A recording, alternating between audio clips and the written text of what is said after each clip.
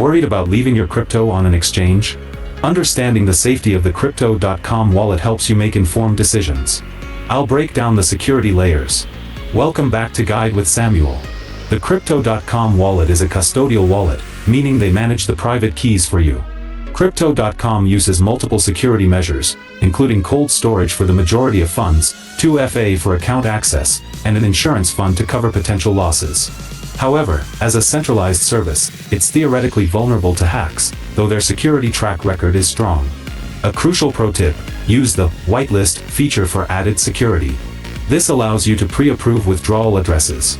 Any withdrawal to a new address then has a 24-hour hold and requires email confirmation. This can stop a hacker in their tracks even if they compromise your account. And just like that, you can assess the risks and benefits for yourself. No wallet is 100% safe, but Crypto.com employs robust enterprise-grade security.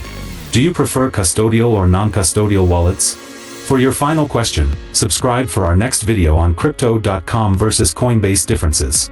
Thanks for watching.